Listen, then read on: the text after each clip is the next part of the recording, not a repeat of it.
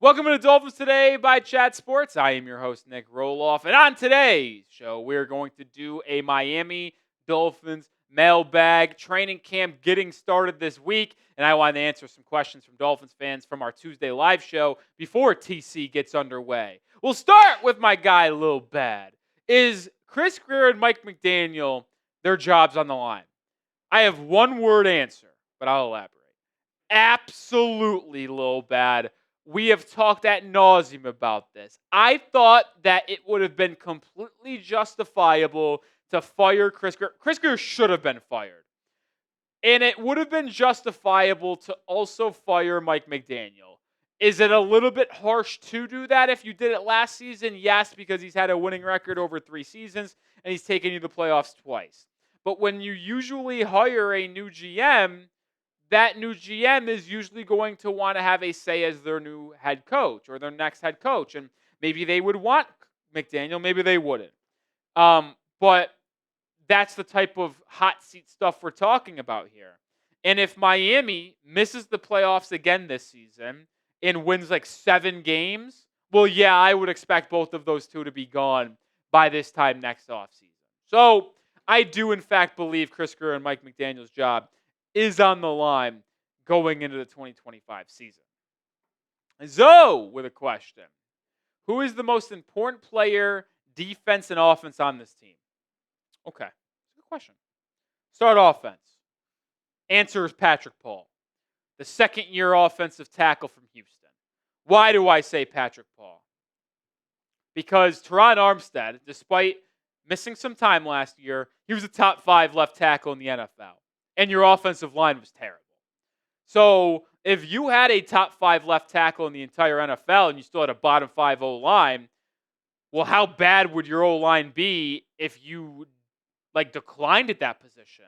And although you should have improvements at right tackle with Austin Jackson being healthy, hopefully, improvements at offensive guard with Savvy Naya and James Daniels over Robert Jones and Eichenberg, if Patrick Paul is abysmal at left tackle, that can be detrimental to your offensive line. And we have talked so often about how this offensive line needs to be good in order for Miami to have a good 2025 campaign. So Patrick Paul is my answer on offense. For defense, tough one. I'll go Cam Smith, Storm Duck. I mean, listen, one of those two players is going to have to play outside corner for Miami, regardless if they sign a free agent corner. One of them is going to have to at least play. And if they are terrible and Miami has a bottom 5 cornerback unit in the NFL, which is what it projects to be right now, in a conference that features Joe Burrow, Lamar Jackson, Patrick Mahomes, Josh Allen, we're going to be in trouble. So I'm going with one of the two corners and Cam Smith and Storm Duck on defense, and then Patrick Paul on the offense. You want more coverage on the Miami Dolphins? Well, make sure you follow me over on X. My handle is @Nic_Rohloff. You see it there. You see it there. I post daily content on this football team in between our YouTube videos. And if any news happens on the Dolphins, I have you covered on Twitter before we make videos on this channel. So for wall-to-wall coverage, go follow me over on X. BR. Hypothetically, if Tua's healthy, okay, if the Dolphins sign a vet CB, how do you think the season will turn out? I think 10 wins. 10 wins. I think I predicted in my initial schedule prediction or record prediction, I think I predicted 10-7, maybe 11-6. I forget. As we're filming this live, I'd have to go back and look. But let's say they sign Sante Samuel Jr. I think the defense is going to be good enough to survive and be a top half unit in the NFL because I firmly believe in our front 7 of Jordan Brooks, Tyrell Dodson, Chop Robinson, Bradley Chubb, Jalen Phillips, Kenneth Grant, Zach Sealer. I think that's a really freaking good front 7. So I believe in our ability to be a physical defensive team up front. And if our secondary can at least just hold up and not be absolutely atrocious, you're going to have a top half defense in the NFL. And I would have to imagine, if Tua is healthy, that they will have a top half offense in the National Football League. And with a relatively easy schedule, I think we're going to be able to, at least early on in the season, really make some noise. So I'm going 10-7, 11-6. They make the playoffs. Do they win a playoff game? I don't know. It would have to depend on who they play. Ideally, that you're the top wild card team. You play the AFC South winner of Houston, Jacksonville, Tennessee, Indianapolis, because they're likely going to be the worst one. And maybe you get a win on the road in a dome environment or a warm weather environment like Jacksonville or Tennessee. Cameron, do you think we could still get Kyle Pitts or not since they signed a former retiree? You're referring to the Darren Waller trade. I would like to say they could get Kyle Pitts, but if we're going to be honest, they probably will not. I don't think the Falcons are actually going to end up trading Pitts, considering their backup tight ends are absolutely terrible. And it's like, if they got rid of Pitts, what is their plan at tight end? You can ask the same thing for Miami. Like, this is a pretty bad group. Like, I'm sorry. Like, I know some people are saying that I'm a little bit too low on Darren Waller. I am just not putting my faith and I'm not putting stock into a guy that didn't play football last season. I just can't do it. So with him not playing football last year and then having to lean on Julian Hill and Farrell Brown, like, that's a rough look. Now, I do actually think Miami won't run a lot of personnel with tight ends. Like, I think they're going to mostly use like Malik Washington and Nick Westbrook-Ikini over the middle of the field, almost as like the Jonnu Smith replacement in the aggregate, and then just use Julian Hill and Farrell Brown in the blocking game maybe. But I would love to get Kyle Pitts. I would trade a third or fourth rounder for Pitts and take the flyer on him because I think he would be absolutely awesome in our scheme and system. But we'll ultimately see. All right, more questions to be answered, but it's my turn to ask you guys a question. Who is your top Dolphins breakout player? Let me know. Throw the name down in the comment section on who you think could break out for Miami. Big Dog, can we create cap space to sign Asante Samuel Jr. and Stephon Gilmore? Both, probably not. After the moves where you ship out Jonnu, you ship out Jalen Ramsey, you take back Minkah Fitzpatrick and Darren Waller. I think I saw that the cap space for Miami is like 2.4, 2.8, somewhere around there. I'm sorry if I'm wrong. There's just no clear-cut answer, unfortunately, out there. It's tough. But you can create 1.9 mil by releasing Jake Bailey, which should be an inevitability at this point. You can create some other cap space, very minimal, but you can, by like getting rid of like Channing Tindall. Like, that gets you $1 million or 900 something K. And then you can probably get one. Two, no, because I would assume both of them get 1 year, $5 million. Maybe Asante gets 2 years, which I doubt it. But maybe 1 year, $5 million for each. So I don't think Miami can free up $10 million, but one of them for sure. And I'm very open that I want Asante Samuel Jr. more than anyone else. But Stephon Gilmore would be a probably close number 2 out of any of these free agent corners still available.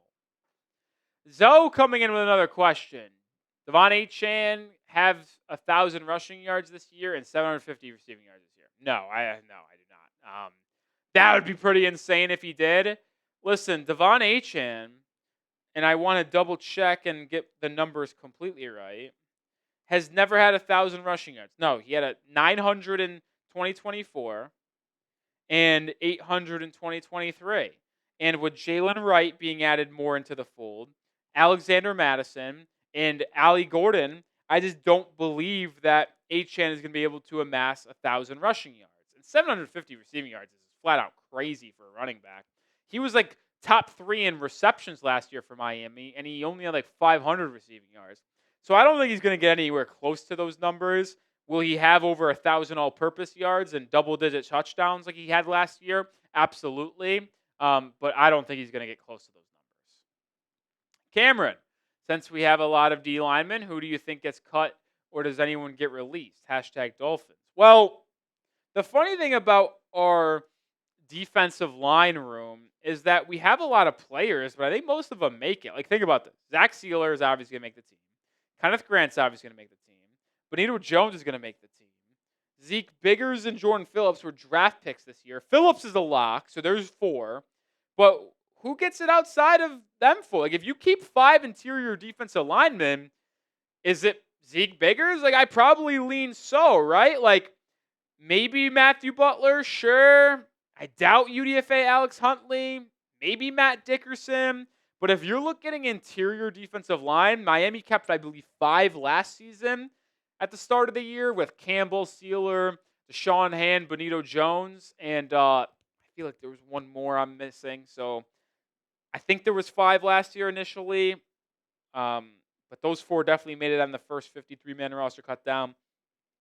So if there's 5 again, I lean the 3 starters and then the 2 rooks and Phillips and Biggers, but maybe Matthew Butler. I'm not sure. Make sure you are subscribed. We film this Q&A on our live show Tuesday. We go live every Tuesday on the channel. So if you want more Miami Dolphins coverage, join us for that. And if you missed it, make sure you turn on notifications and are subscribed.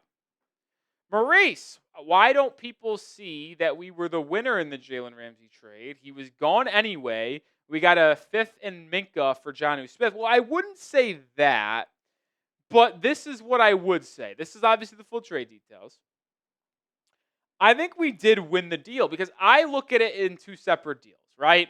I say, all right, Ramsey was traded for a 5th round pick. And we knew Ramsey was gone regardless. So it's like, getting a 5th back and the Steelers paying most of that money in contract, that's a good deal. And then a separate deal of Jonnu Smith and a 7th for Minka, it's a pretty good deal too, considering Jonnu wanted a higher payday and Minka's just a better overall football player. So I think we won the deal. I look at it as in 2 separate trades, Jalen for a 5th and then Jonnu and a 7th for Minka. But that's just me.